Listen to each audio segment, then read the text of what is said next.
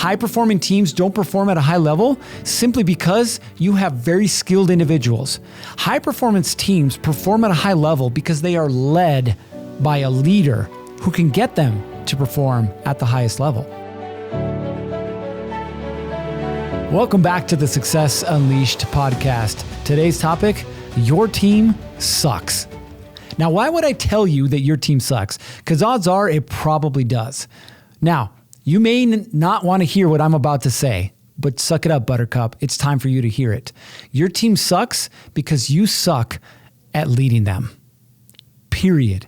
Let that sink in for a minute. When I was working as a police officer, one of the things that I noticed is that teams, high-performance teams, don't perform at a high level simply because there's a desire for them to perform at a high level. High-performing teams don't perform at a high level simply because you have very skilled individuals. High-performance teams perform at a high level because they are led by a leader who can get them to perform at the highest level. Now think about it. You're probably a sports fan, football, basketball, baseball, underwater basket weaving. I'm not here to judge, but you're probably a sports fan. Now think about the elite sports teams out there. Everybody hates the Yankees. Why do they hate the Yankees?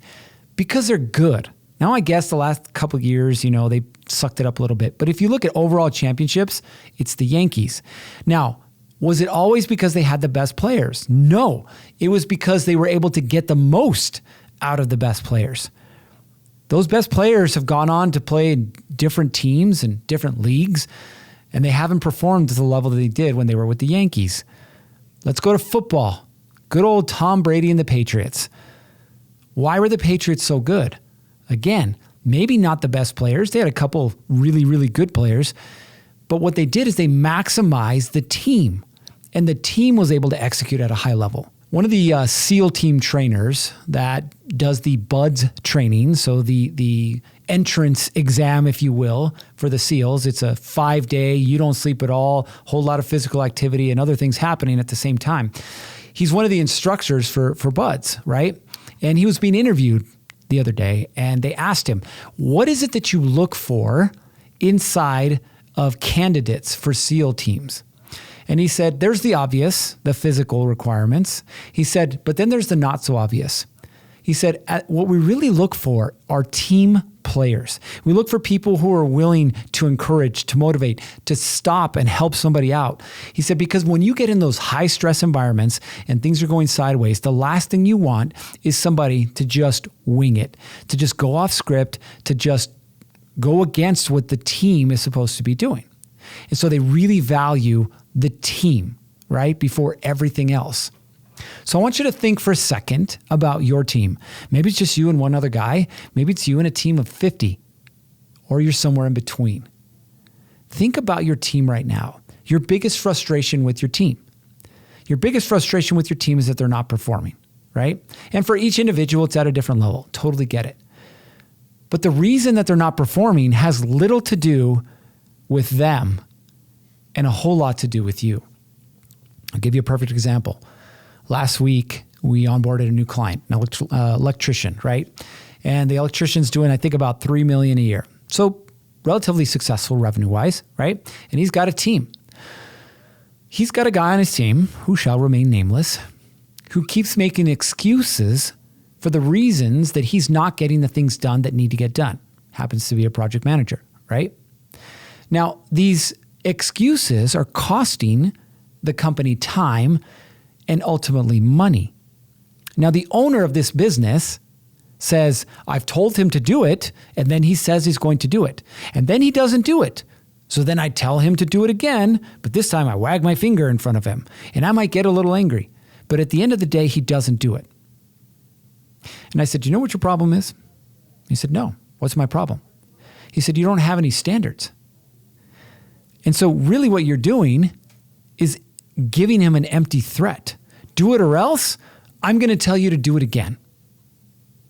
And then the next time comes and you do the same thing again. Do it or else I'm going to tell you to do it again. There's no consequences. And so what standard does this employee have to live up to? Nothing.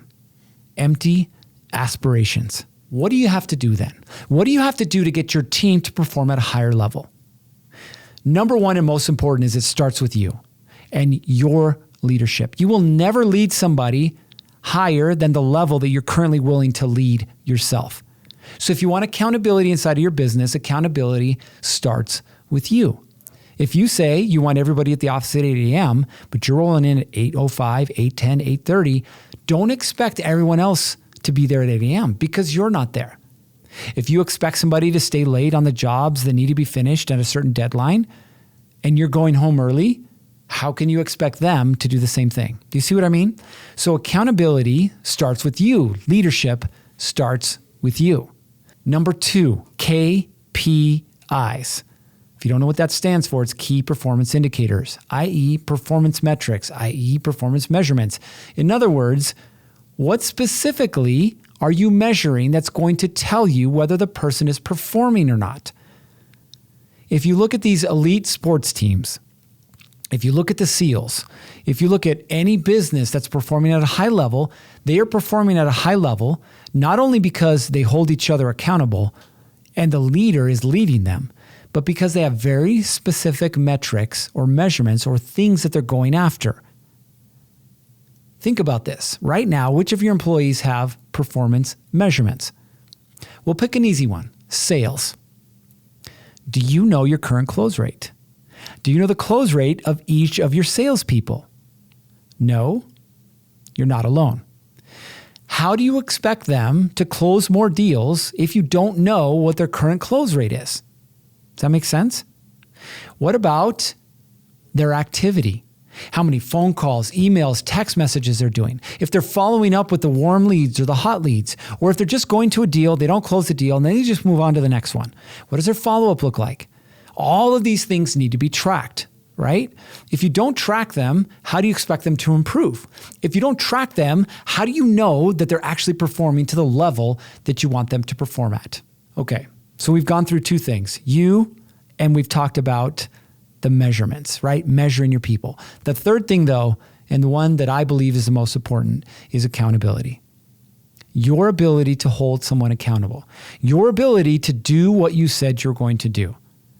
If you told Billy, if he screwed up one more time on the job site, you were going to dock him $50, dock him $50. It might mean more to him than you. It might not mean much to him at all. But the point is, you said you're going to do it, so follow through with it. Employees need to be challenged and they need to be rewarded. So if you're not willing to challenge them and say you didn't perform, therefore either you don't get something or you didn't perform and therefore I'm going to take it away, you need to start doing that. And if they don't like it, they're not your people, period. Everybody on my team has performance measurements. And if they don't perform, then there's a consequence. If they do perform, there's a reward. How likely do you think my people are to exceed the level or the standard that I've set for them? Pretty damn high. And they do it, again, because of that reward or consequence. Every employee is exactly the same. Listen, I used to be an employee. You probably did too. And think about it. When you were told what to do, you did it. Even if you didn't want to, because you knew you were going to get in trouble or you knew there was a reward. Every employee thinks the same way. I know you want people, your people, to start thinking like an owner, but they're never going to do it. So stop expecting them to. Treat them with respect, challenge them, reward them. They need to be disciplined, discipline them. Don't be afraid to be a leader. Listen, I know it's hard to be a business owner, but everything that we talk about in here is something little that you can start adding to your business that will ultimately increase performance, that will ultimately help you get further along the path of where it is that you want to go. If in 5 years you want to be hanging out on a boat and the money's rolling in and you're not in the office, you need to start today. Start holding your people accountable. All right, that's all I got for you. You know what time it is. It's time to get after it. 3, 2, 1, off you go.